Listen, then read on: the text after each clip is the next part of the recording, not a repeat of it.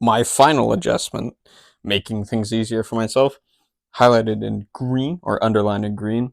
Uh, RFAs, blue UFAs. All right, let's get into it. Winnipeg Jets, very interesting roster.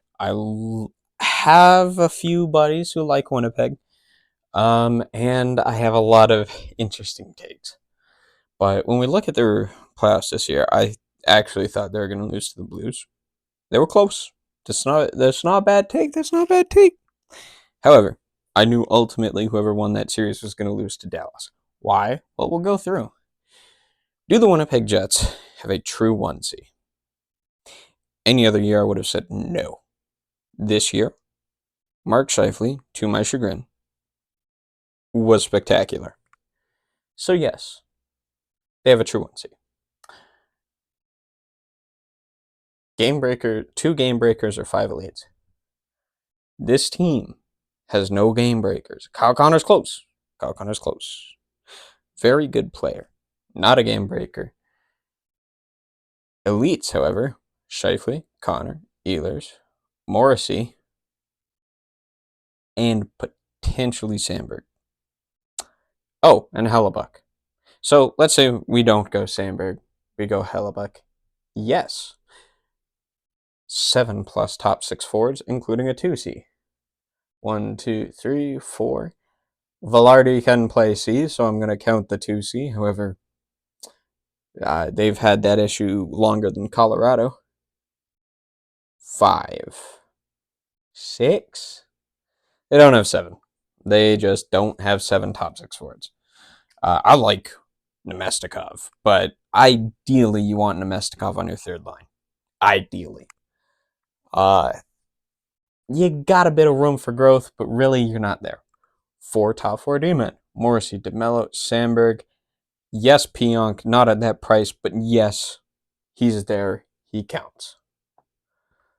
Goalie with elevation during the... I don't know how to answer this. Connor Hellebuyck does not elevate during the playoffs. His elevation is getting to his regular season level. So they don't have a goalie with elevation. However, I'm going to put an asterisk beside here, saying that if Connor Hellebuyck actually locks in more than once or twice, he wasn't horrible these playoffs after the first few games of run one. Then he can do it. But I'm pretty sure he still finished with the lowest goals saved above expected. So, a great third line. Niederreiter, Lowry, Appleton. I call it good. I like Nino Niederreiter a lot. Lowry is all right. I don't like Appleton there. I'm going to not check this, but I wouldn't disagree with somebody who said they had a great third line. I think it's a good third line, not great. And that's the difference. Great versus good. 3 reliable post top 4D. Stanley's not that. Fleury, Shen, Heinola, you're bordering it. I'm going to give it to them, but they're bordering it. 5 playable lines forward-wise. They didn't. The guys that I could have filled here were all like guys who just got sent down, didn't get a chance. They don't have 5 playable forward lines. Multiple steals on contracts. This they do have. They do have some bad ones, but they have steals. That's unknown. Scott Arniel. Is he a top 8 coach? This is debatable. I don't think Scott Arniel did bad at all, especially after the regular season he had with this team. I'm putting him there. And an elite offensive D-man. Yeah. Morrissey. This team is close. And the big thing, aside from all the other teams we reviewed so far, my last one was Vegas. They have prospects up the pool. Lambert, Salmonson, Yager. Lambert, if he reaches potential, helps that. So does Yager. And Salmonson will help with the defense, which admittedly, even though they have the defense boxes checked off, I think this is a piss poor defense for a Cup champion. I you you need more step up guys. Really, I should put two like a true top pair here. You know what? The final edition.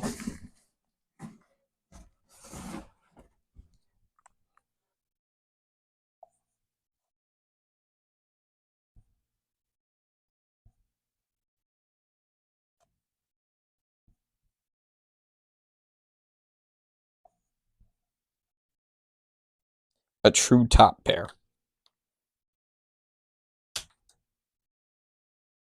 If we look, we had Taze and Makar. We had. Actually, who did Edmund play with? I think it might have been Chernak, but that was Chernak when it was good. But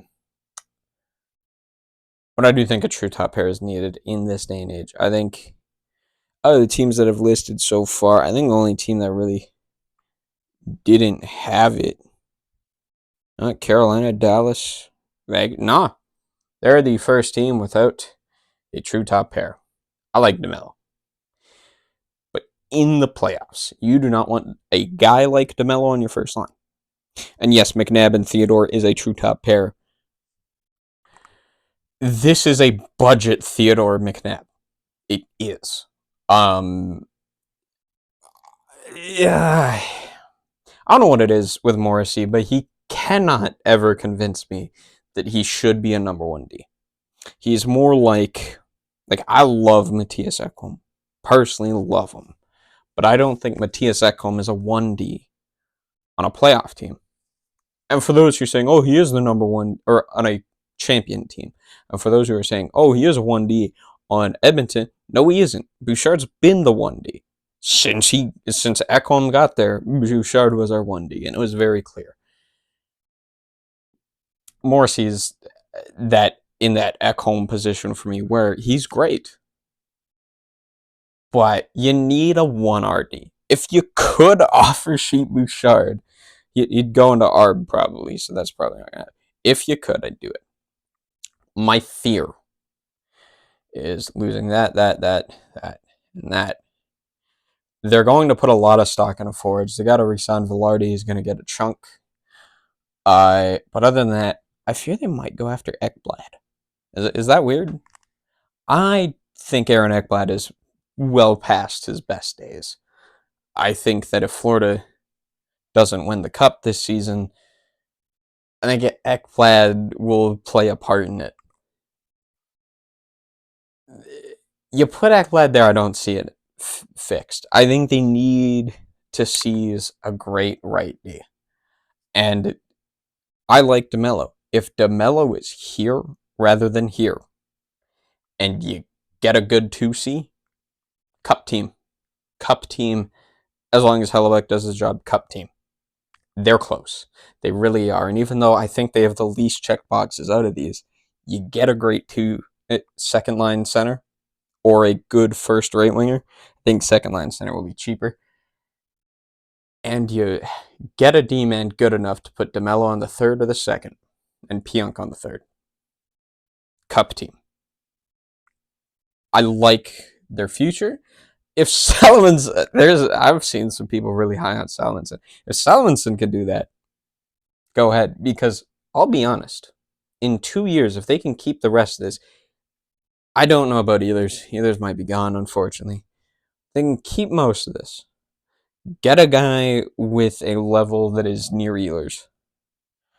The prospects could solve it themselves. This is the first team that actually has a core of prospects worth even a damn in this top set of teams. I think that they should look at that and see Vegas just got eliminated and they have nothing in their pool. They got smoked. We lost to Dallas. And Dallas is going to become a heap in the future. But we got guys already in their system, whereas Dallas has kind of emptied their barrels. Winnipeg has a good chance to have a great future if these guys get near their potentials.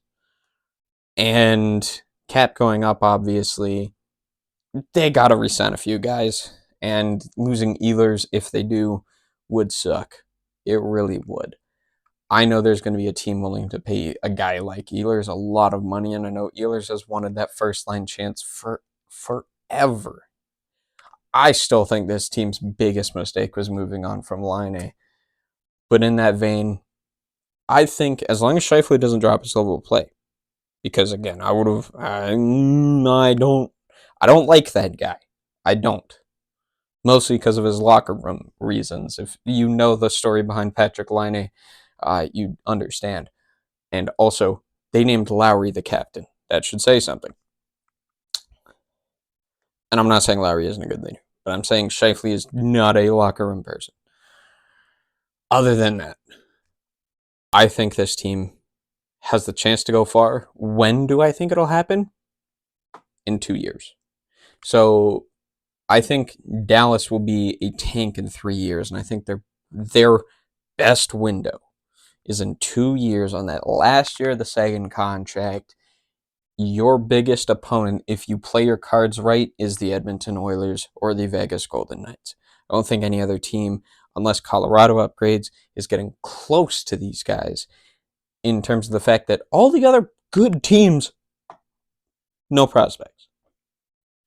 I mean, obviously Carolina has Nikishin, so yeah, but they're on the East. Nikishin and Morrow and Nadeau, but again, they are at the level where I put them on the board. So yeah. Other than that, like who else? Toronto, they got Easton Cohen, and the Capitals, they've emptied their barrel. Or they might have a few guys. I haven't looked at the Caps prospect pool in a while, so other than that, I think Winnipeg has a pretty good future ahead of them, but they need to play their cards right. That reminds me, I really should. I need one more spot. Oh my god! And I've mentioned GMs before, so it's not like I haven't touched it. But is it still Chevy? I think it is. I have not looked up how to spell his last name, so I'm gonna call him Kevin Chevy. I think Kevin Chevy could do it. I don't think he's a bad GM at all. And I didn't put a GM requirement here because I've seen the Oilers make the final with Ken Holland, and obviously, that's first person perspective. But Ken Holland is not a good general manager. He just isn't. That team made it by sheer force, and Chris Knobloch doing a damn good job. Other than that, I think, yeah, as I said, their window is in 2 years. And if they get it in 2 years, if they can make the final in 2 years, I think they can extend that window. They'll just have a lot more competition. So other than that, if you're watching in the morning, have a good morning. If you're watching midday, have a good afternoon. And if you're watching at night like me, have a good night.